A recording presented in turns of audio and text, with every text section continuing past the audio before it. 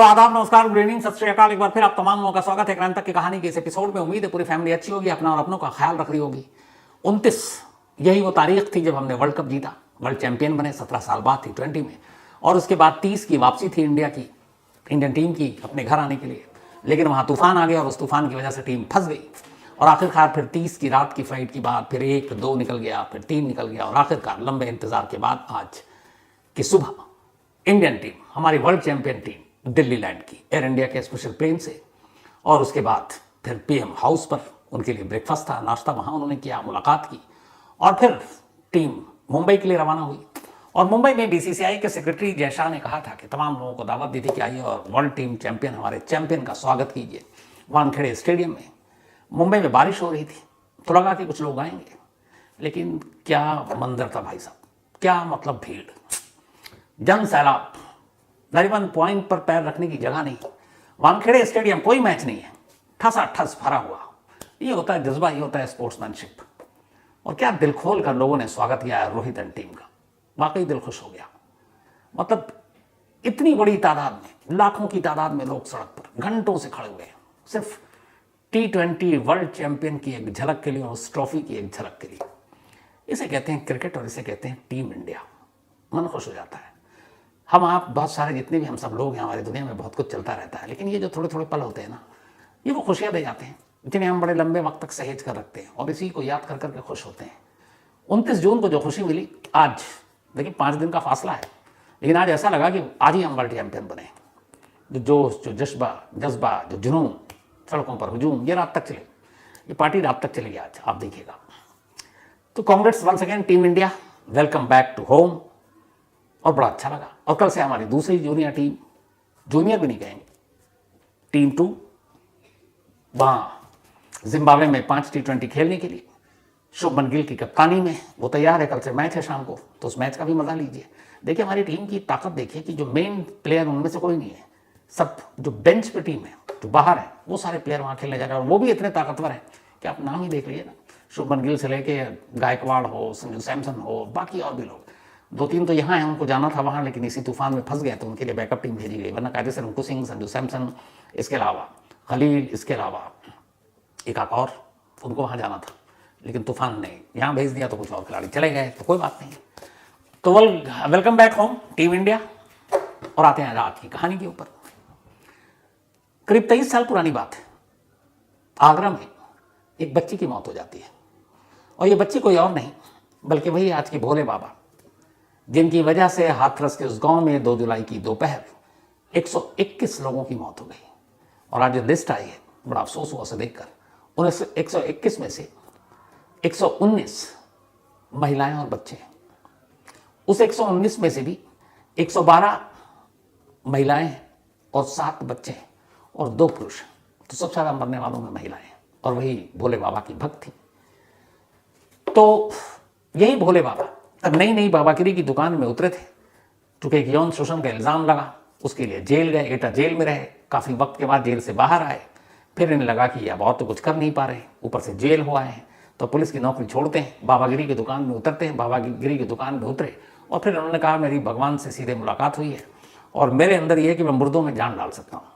अब बाबा की बात मानने वालों ने माननी शुरू कर दी, बाबा के सेवादारों ने ये बातें फैलानी शुरू कर दी।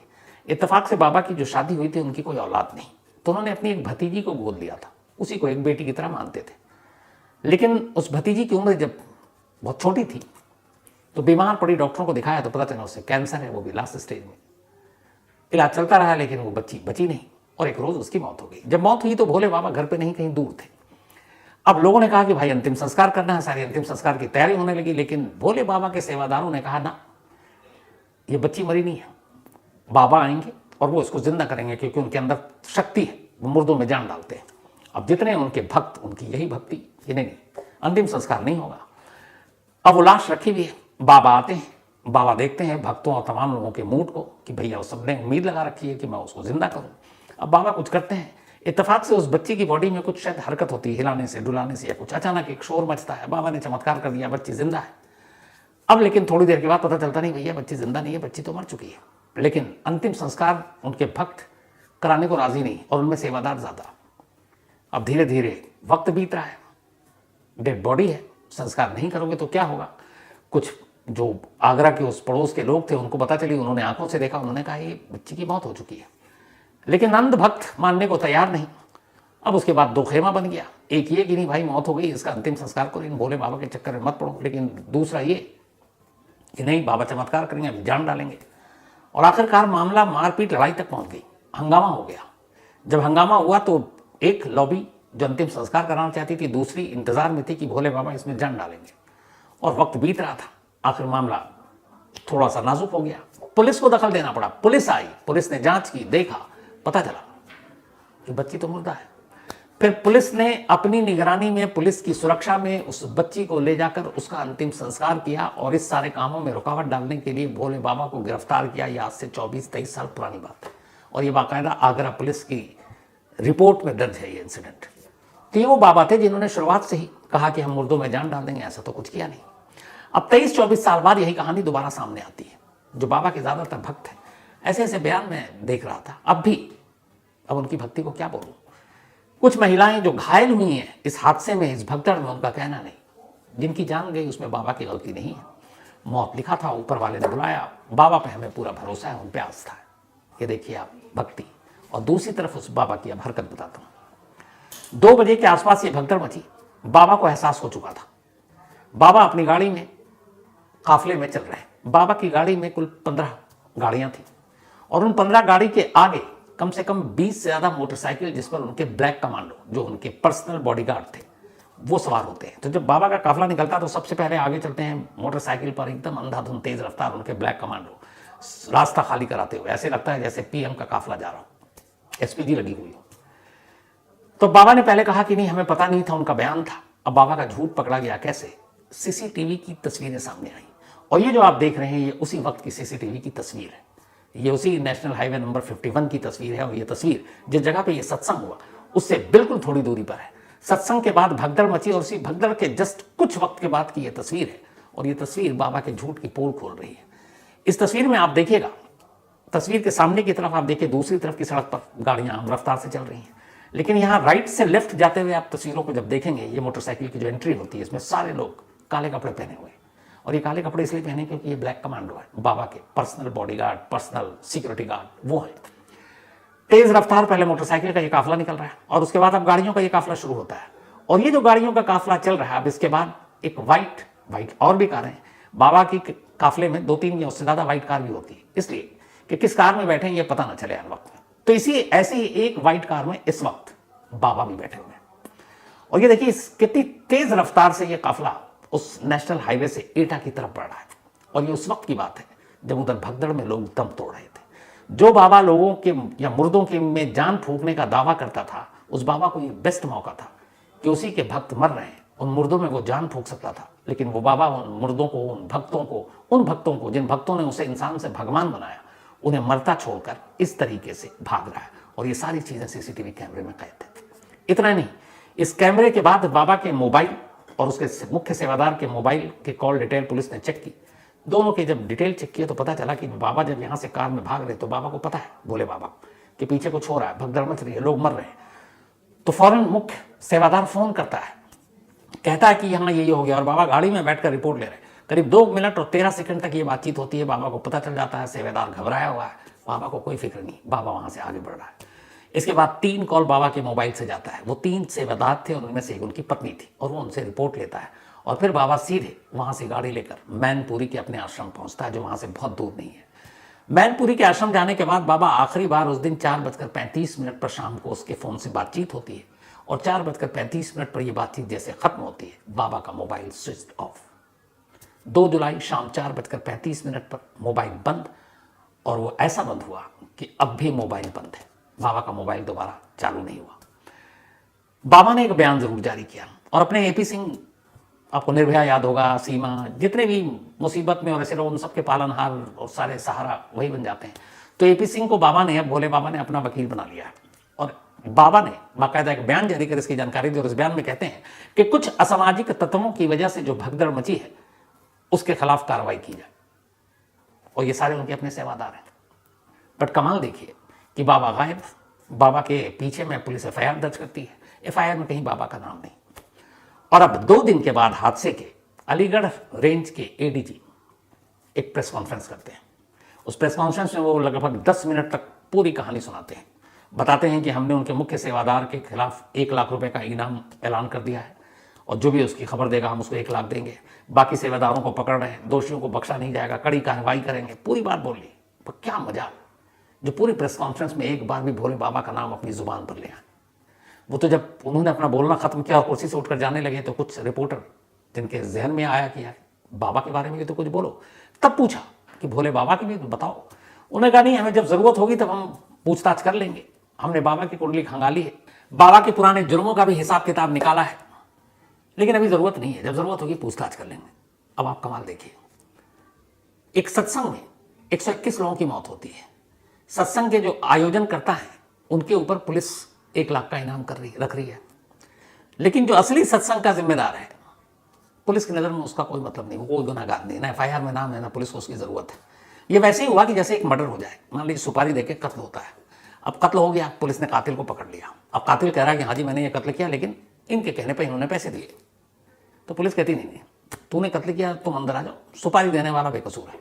कभी ऐसा होता है कत्ल के केस में, अगर सुपारी देकर कत्ल किया गया है तो कातिल के साथ साथ सुपारी देने वाला भी बराबर का जिम्मेदार होता है। यहां उस मुख्य सेवादार के खिलाफ तो एफआईआर है, बट जिन भोले बाबा के नाम पे ये सत्संग हुआ उनको पुलिस जिम्मेदार गुनहगार नहीं मानती, जबकि ये सीसीटीवी कैमरा भी इस बात का गवाह है कि भगदड़ मच रही है। भक्तों को बजाने, उनकी मदद करने के बजाय बाबा भाग रहे हैं। अरे ना भी बजाते, मुर्दों में जान तो खैर कोई इंसान क्या फूकेगा, छोड़ दीजिए उन बातों को। कम से कम जो आपके पास 15 गाड़ियों का काफिला था, आपके ब्लैक कमांडो 15-20 बाइक पे भाग रहे हैं, यही लोग कुछ घायलों को उठाकर अस्पताल ले जाते, थोड़ी सी उनको पानी पिला देते, मदद कर देते। नहीं, जो भक्त पता नहीं क्या क्या परेशानी लेकर आपके पास आए, आप उन्हें मरता हुआ छोड़कर आप लोग भाग रहे हैं और पुलिस उन्हें जरूरत नहीं।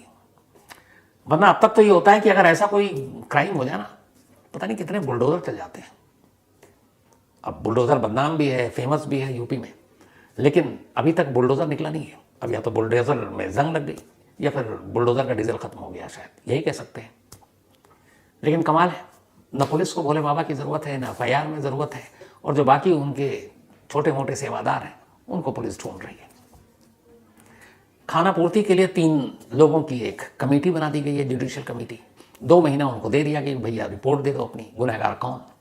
अब यहाँ पे एक सवाल है, और आप लोगों से भी है, कि ऐसे कई हादसे अपने देश में हुए, ऐसे कई जुर्म अपने देश में हुए, जो ऐसी कमेटियां इससे पहले भी बनी हैं, दर्जनों सैकड़ों। उन कमेटियों का क्या हुआ, उनकी रिपोर्ट क्या आई, उनमें एक्शन क्या लिया गया, उसमें किसके खिलाफ क्या कार्रवाई की गई, आपको कुछ याद है?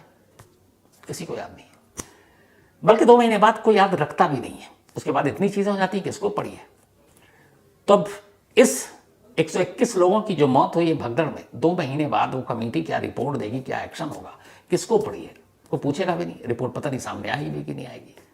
तो ये सब खानापूर्ति है, तो होना देना कुछ है नहीं, भूल जाएंगे। हमारे यहाँ वैसे भी हमारे देश में जान बड़ी सस्ती चीज़ है।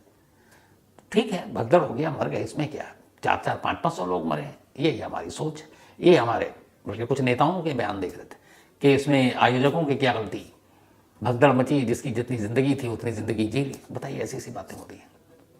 लेकिन सबसे ज़्यादा अफसोस होता है उन आम लोगों को जो परेशान है, लेकिन फिर गुस्सा भी आता उन पर कि ऐसी भी क्या भक्ति है। और कमाल उस शख्स के लिए जिसकी जब उसने नौकरी छोड़ी उसकी सैलरी 5,000 रुपये थी। भोले बाबा जो तब सूरजपाल हुआ करता था, 5,000 रुपये थी। 2001 के आसपास उसने बीआरएस लिया। आज हम 2024 में 5,000 की नौकरी करने वाला, जिसके फैमिली में कोई बहुत पैसे वाला शख्स नहीं है, कोई नहीं है, आज 100 करोड़ से ज्यादा का मालिक है।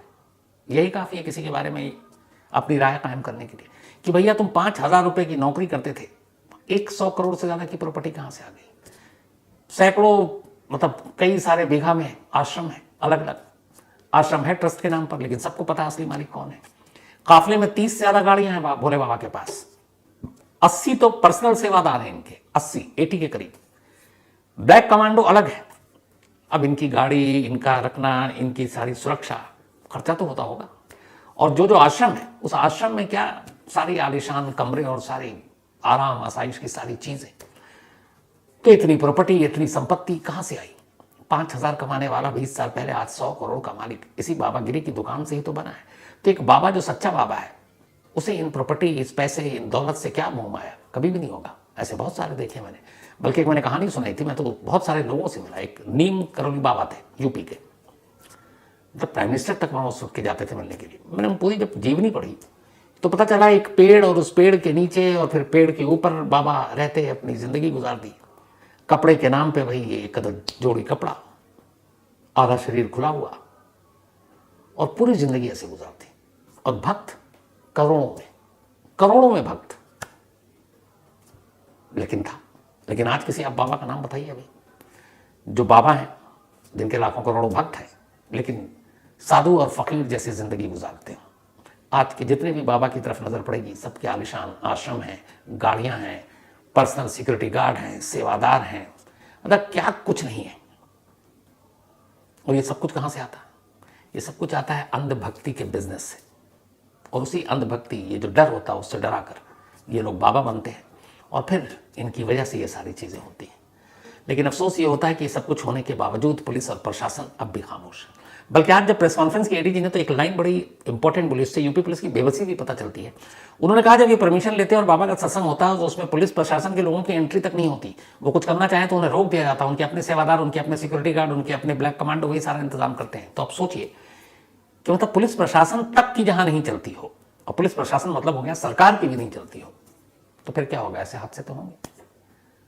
और 48 घंटे हो गए, बाबा की कोई खबर नहीं। बाबा कहाँ है? बाबा का मोबाइल बंद। बस जांच होगी, बाकी देखा जाएगा। यही तो होता आया, यही होता रहेगा और यही चलता रहेगा। तो आज की कहानी में इतना ही, लेकिन कहानी खत्म करूं उससे पहले वही अपना सिलसिला। आज समृद्धि एंड सौभाग्य, इन दोनों की मम्मी का जन्मदिन है। तो हैप्पी बर्थडे मम्मी आपको, पूरी क्राइम तक फैमिली की तरफ से। और ये भेजा जैसे मैंने बताया कि समृद्धि जी ने, सौभाग्य ने। इसके अलावा प्रियाकित सिंह, इनका भी आज जन्मदिन है, तो हैप्पी बर्थडे प्रियाकित। और ये भेजा है टीना शाह और मनमोहन मथारू ने। मंजीत कुमार यादव का भी बर्थडे है, तो हैप्पी बर्थडे मंजीत। और ये भेजा है मेनका देवी जी ने, और साथ ही ब्रिजेश यादव ने। इसके अलावा आनवी झा का भी आज बर्थडे है, तो हैप्पी बर्थडे आनवी, भेजा प्रशांत झा ने। साथ ही कोमल कश्यप, इनका भी बर्थडे है, हैप्पी बर्थडे कोमल, भेजा है विजय कुमार बागले ने। चंचल दुबे का भी बर्थडे, हैप्पी बर्थडे चंचल। साथ ही आनंद सिंह, इनका भी बर्थडे है, तो हैप्पी बर्थडे आनंद। और ये भेजा है अमन सिंह और साथ ही शिखा सिंह ने। इसके अलावा रिचा यादव और सनी कुमार यादव, इन दोनों की मैरिज एनिवर्सरी, आप दोनों को बहुत बहुत मुबारक, बधाई। रिचा और सनी, आप दोनों को भेजा पप्पू कुमार ने। दीपक शर्मा, इनका, हाँ, इन्होंने लिखा कि सर बड़ा अच्छा सवाल है इनका। मैंने कहानी बताई थी कि एलन मस्क ने वो खोल रखा कि अब आप अंतरिक्ष में जा सकते हैं टूरिस्ट के लिए। तो इसने कहा सर कि जितने आपने बताया अंतरिक्ष में तो आप जा सकते हैं, इतने पैसे तो आपके पास होंगे, तो अंतरिक्ष में आप घूम आइए और फिर वहाँ से आकर वहाँ की लाइव कहानी सुनाइएगा। तो दीपक भाई, जितने अंतरिक्ष में जाने के पैसे हैं उतने पैसे नहीं है भाई, आप पता नहीं क्या समझते हैं। हम भी बिल्कुल आप जैसे लोग हैं। तो हाँ, जब टिकट कभी सस्ता हो जाएगा, जैसे यहाँ से दिल्ली से मुंबई जाने लायक, तब पक्का चलेंगे, तब आप भी चलिएगा। शारिक मलिक, शुक्रिया आपका मेरी याददाश्त के बारे में तारीफ करने के लिए। Govind Kushwaha, thank you so much आपका भी। इसके अलावा अनिल कुमार, जरूर आपकी कहानी सुनाऊंगा। तो कहानी में आज इतना ही। अब आपसे मुलाकात होगी कल रात 9 बजे किसी नई कहानी के साथ। तब तक अपना और अपनों का ख्याल रखिएगा। Thank you very much.